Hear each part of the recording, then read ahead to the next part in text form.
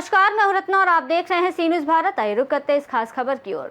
Mumbai high court के आदेशानुसार प्रत्येक railway station के 150 metre परिसर को फेरी वाला मुक्त रखा जाना चाहिए, लेकिन दीवा स्टेशन परिसर में इस आदेश का उल्लंघन कर फेरी वाले और बिचौली सक्रिय थे। इसी के विरोध में भाजपा ने दीवा स्टेशन परिसर पर जोरदार रास्ता रोको आंदोलन किया, जो दीवा चौक पर ठिया आंदोलन के रूप में शुरू होकर लगभग पौने घंटे तक चला। भाजपा कार्यकर्ताओं ने फेरी वालों को हटाने और अदालत के आदेश की पूर्ण अमलदारी की मांग करते हुए ठाणे महानगर पालिका प्रशासन के खिलाफ नाराजगी जताई। इस आंदोलन में भाजपा के जिला अध्यक्ष नंद किशोर उर्फ नंदू परब, दीवा शहर मंडल अध्यक्ष सचिन भोईर, शिवाजी आहवाड़, संजय वाघुले, सपना भगत, सीमा भगत सहित कई पदाधिकारी और कार्यकर्ता शामिल थे।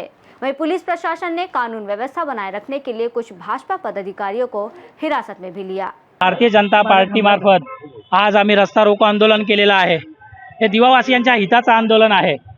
आज सुप्रीम कोर्टाचा आदेश असताना देखील सर्रासपणे नियमांचं उल्लंघन करून फेरीवाले 3-3 लाईन लावून दिव्याच्या रस्त्यावर बसत आहे आणि याचा नाहक त्रास दिव्यातील जनतेला होत आहे। हा त्रास मुक्त करण्यासाठी भारतीय जनता पार्टी वारंवार आंदोलन करत आहे। 9 जुलैला देखील सहाय्यक आयुक्तांना पत्र दिलं होतं रस्ता रोको आंदोलन करणार म्हणून। त्यांनी आम्हाला बोलवून आमच्याशी चर्चा करून आम्हाला 4 दिवसाचा अवधी मागितला। माणुसकी या नात्याने पक्ष आमचा शिस्तबद्ध आमचा पक्ष आहे, त्या शिस्तीने आम्ही त्यांना 4 दिवसाचा सोडून 7 दिवसाचा अवधी दिला, पण कोणती कारवाई त्यांनी केली नाही। ठातूर मात्र 1 दिवसासाठी त्यांनी कारवाई केलेली होती।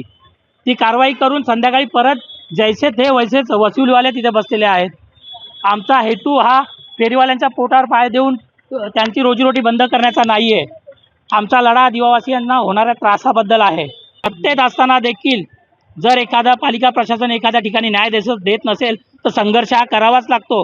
भारतीय जनता पार्टी संघर्षातून उभी राहिलेली पार्टी आहे। संघर्ष हा भारतीय जनता पार्टीच्या प्रत्येक कार्यकर्त्याच्या पाचवीला पुजलेला आहे। फेरीवाल्याला इथले कोणी तथाकथित असतील त्यांचं ते सर्वांनाच माहिती आहे। कोण फेरीवाल्यांकडून 50 रुपये हप्ता घेऊन त्यांना बसवतो, त्यांना पाठबळ देतो।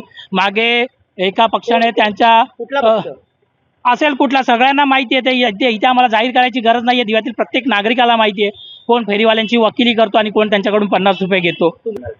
आता त्यांना कदाचित त्रास नसेल, त्यांना त्यांच्यापासून काहीतरी आर्थिक फायदा देखील असेल असं मी बोलू शकतो। मित्रपक्ष असून देखील सुद्धा तो आमच्या सोबत नाही, खेदाची बाब आहे आमच्यासाठी।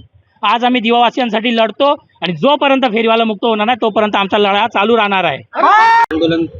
जो हायकोर्टाचा आदेश आहे 150 मीटर पर्यंत फेरीवाला झोन असताना सुद्धा आज जर आपण बघायला गेलो तर दिवा परिसरामध्ये संपूर्ण फेरीवाल्यांनी हा फेरीवाल्याचा भरलेला असतो।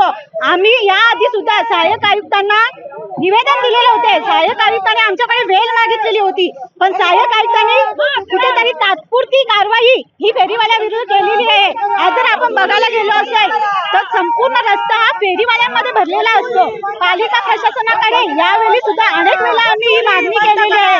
बाकीच्या इतर पक्षांनी त्याचबरोबर अनेक संघटनांनी सुद्धा फेरीवाल्यांचा हटाव दिवा बचाव अशा मोहीम घेतलेल्या आहे, पण आतापर्यंत त्या कारवाई कुठेही यशस्वीपणे पार पडलेली नाही। आज जी वसुली होते यामागे नक्की कोणाचा हात आहे? पालिका प्रशासनाचा हात आहे की अजून त्याच्यामध्ये कोणत्या सत्ताधारी पक्षाचा वरदहस्त आहे? याची चौकशी झालीच पाहिजे आणि दिवा हा फेरीवाला मुक्त झालाच पाहिजे। दीवा ठाणे से सी न्यूज़ संवाददाता दीपक मोरे की रिपोर्ट। इस खास रिपोर्ट में फिलहाल इतना ही। देश और दुनिया की तमाम बड़ी खबरों के लिए आप देखते रहिए सी न्यूज़ भारत।